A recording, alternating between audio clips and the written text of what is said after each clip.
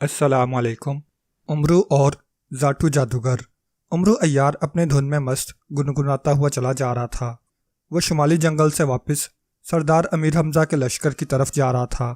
صبح سویرے وہ اس جنگل میں آیا تھا۔ سردار امیر حمزہ نے اسے ایک جادوگر کو ہلاک کرنے کی خوشی میں بے شمار سرخ مہر والی اشرفیاں انعام میں دی تھیں۔ امرو سرخ مہر والی اشرفیاں لے کر صبح صبح جنگل میں آ گیا تھا۔ اس نے اطمینان سے وہاں بیٹھ کر اشرفیاں گنی اور پھر خوشی خوشی واپس سردار امیر حمزہ کے لشکر کی طرف روانہ ہو گیا۔ سردار امیر حمزہ نے اسے اس کی توقع سے بڑھ کر انعام دیا تھا، جس سے اس کی خوشی دوگنی ہو گئی تھی۔ اس لیے وہ خوشی سے جھومتا اور گنگناتا ہوا واپس جا رہا تھا۔ رک جاؤ امرو عیار! اچانک ایک دھاڑتی ہوئی آواز آئی اور امرو عیار یکلک ٹھٹک گیا۔ وہ تیزی سے پلٹا اور پھر اس کی آنکھیں حیرت اور خوف سے پھیلتی چلی گئیں۔ سامنے ایک عجیب و غریب اور انتہائی بدشکل انسان کھڑا تھا۔ وہ انسان کم اور دیو زیادہ دکھائی دے رہا تھا۔ اس کا جسم سیاہ اور سر گول تھا، کان لمبے لمبے، آنکھیں بڑی بڑی اور سرخ تھیں۔ اس کا سر گنجا تھا اور اس کے سر پر لمبے لمبے 2 سینگ بھی تھے۔ اس دیو جیسے انسان کا پیٹ بھی پھلا ہوا تھا، پتلی پتلی اور چھوٹی چھوٹی ٹانگوں پر کھڑا یوں دکھائی دے رہا تھا جیسے 2 چھوٹے چھوٹے بانسوں پر کسی نے تربوز اور پھر تربوز پر خربوزہ رکھ دیا ہو۔ اس خوفناک اور دیو جیسے انسان کے گلے میں سیاہ اور زرد موتیوں کی مالائیں تھیں، جن میں سیاہ رنگ کی چھوٹی چھوٹی کھوپڑیاں بھی جھول رہی تھیں۔ باٹو جادوگر، تم زندہ ہو؟ امرو نے حیرت سے اس خوفناک شکل والے دیو جیسے انسان کی طرف آنکھیں پھاڑ پھاڑ کر دیکھتے ہوئے کہا، میں باٹو جادوگر نہیں ہوں، میرا نام ذاتو جادوگر ہے، ذاتو جادوگر، سمجھے؟ اس بدشکل جادوگر نے گڑراتے ہوئے کہا۔ اس کی آواز میں بے پناہ گھن گرج تھی، یوں لگ رہا تھا جیسے آسمان پر بادل گرج رہے ہوں۔ ذاتو جادوگر؟ او، مگر تمہاری شکل تو باٹو جادوگر جیسی ہے، جسے ابھی 2 روز قبل میں نے ہلاک کیا تھا۔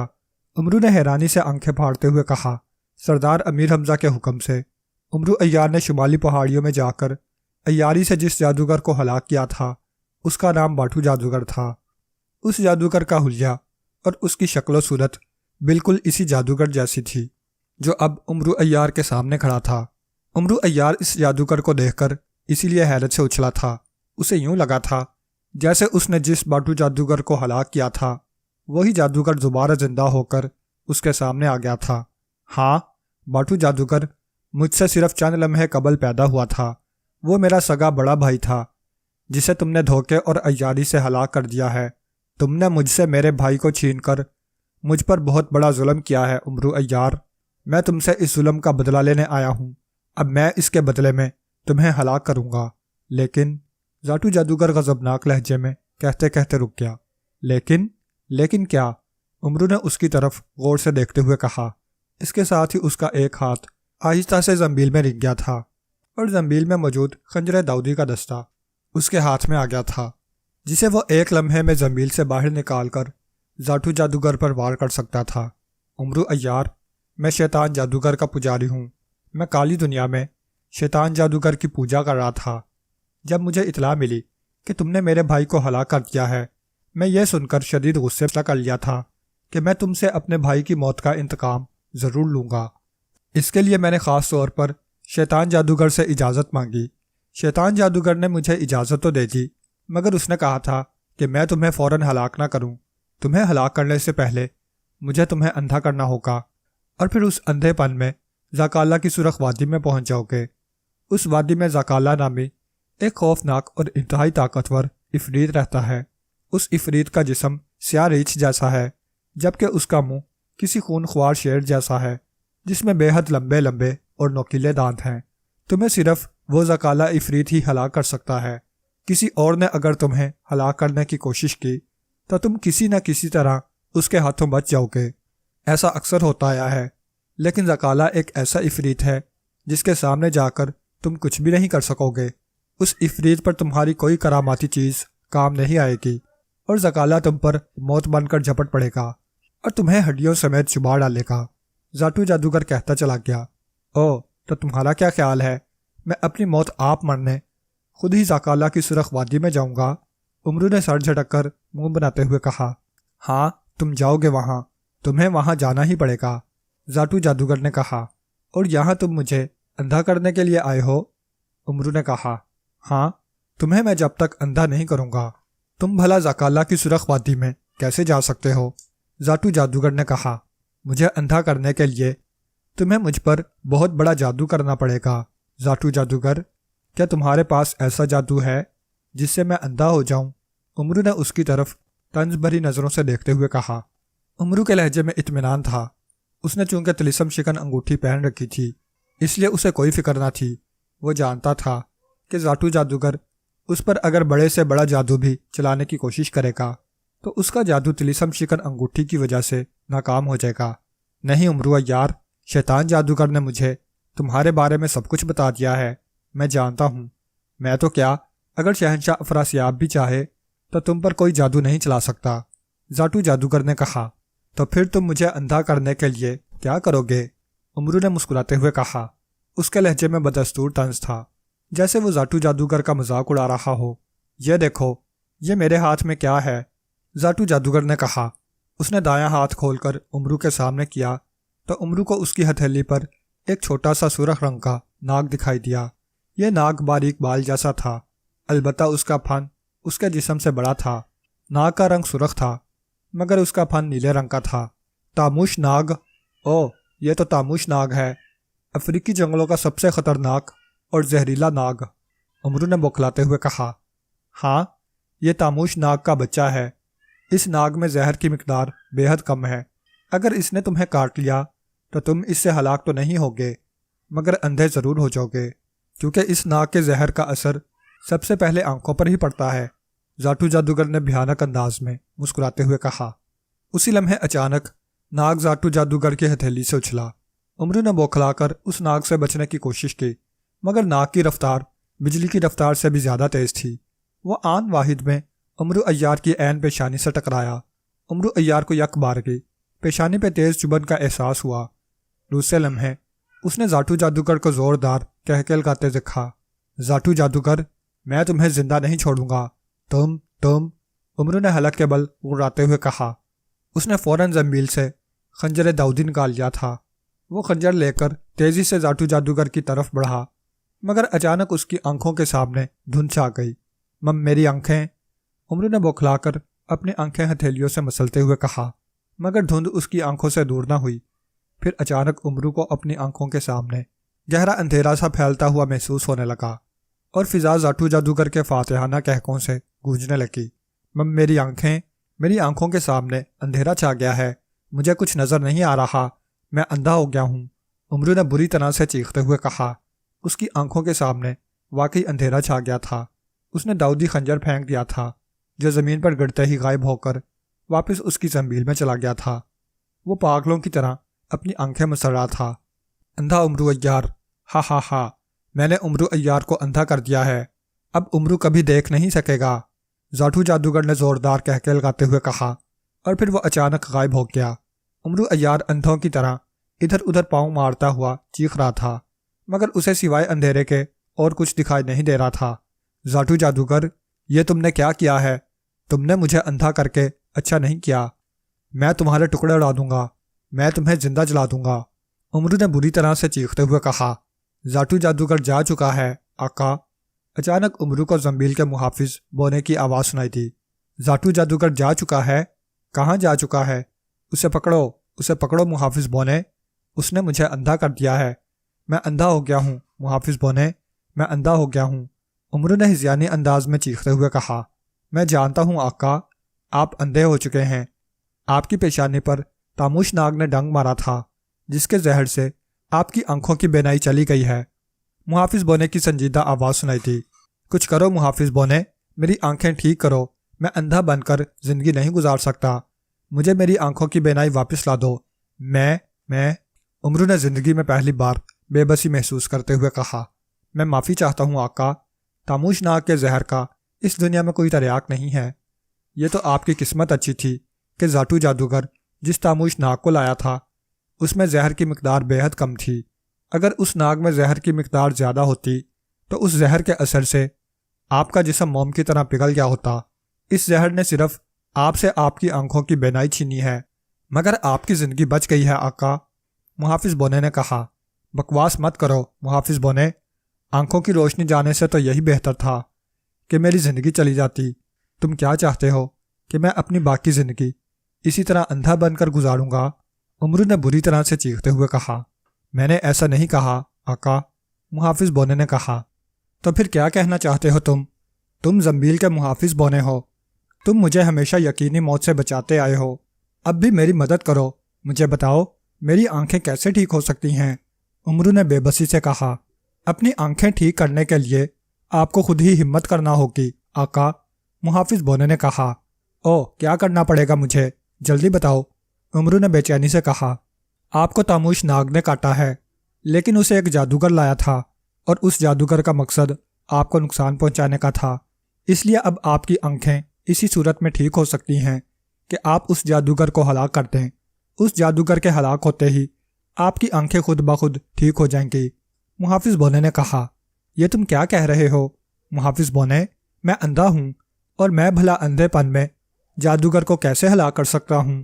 عمرو نے حیران اور پریشان ہوتے ہوئے کہا۔ آپ ایسا کر سکتے ہیں آقا، ذاتو جادوگر کو ہلاک کرنے کے لیے میں آپ کا ساتھ دوں گا، لیکن یہ طے ہے کہ جب تک آپ ذاتو جادوگر کو ہلاک نہیں کریں گے آپ کی آنکھیں ٹھیک نہیں ہوں گی۔ محافظ بونے نے اپنی بات پر زور دیتے ہوئے کہا۔ او یہ میں کس مصیبت میں پھنس گیا ہوں؟ عمرو نے ہونٹ بھینچتے ہوئے انتہائی پریشانی کے عالم میں کہا۔ ذاتو جادوگر کی جان ایک سیاہ عفریت میں ہے آقا، اور ذاتو جادوگر زمین کی تہہ میں رہتا ہے۔ اگر آپ ذاتو جادوگر کو ہلاک کرنا چاہتے ہیں تو اس کے لیے آپ کو اس سیاہ عفریت کو ہلاک کرنا ہوگا جس میں ذاتو جادوگر کی جان ہے۔ محافظ بونے نے کہا۔ کہاں ہے وہ سیاہ عفریت، اور میں عفریت کو کیسے ہلاک کر سکتا ہوں؟ عمرو نے پوچھا۔ میں اس سیاہ عفریت کی بات کر رہا ہوں آقا جسے زکالہ کہتے ہیں، اس زکالہ کے بارے میں آپ کو ذاتو جادوگر بتا چکا ہے۔ محافظ بونے نے کہا۔ او زکالہ عفریت تو انتہائی بھیانک، خون خوار اور انتہائی خطرناک ہے۔ ایک مرتبہ تم نے ہی مجھے اس عفریت کے بارے میں بتایا تھا کہ وہ عفریت ایک وقت میں دو ہاتھیوں کو لمحوں میں ہلاک کر کے کھا جاتا ہے۔ وہ عفریت یہاں سے لاکھوں کوس دور سرخ پہاڑیوں کے دامن میں کہیں رہتا ہے۔ اگر وہ اس وادی سے نکل کر کسی انسانی بستی میں آ جائے تو وہ لمحوں میں سینکڑوں انسانوں کو ہلاک کر کے کھا سکتا ہے، اور اس کے سیاہ بال اس قدر سخت ہیں جن پر کوئی ہتھیار حتیٰ کہ آگ تک کا اثر نہیں ہوتا۔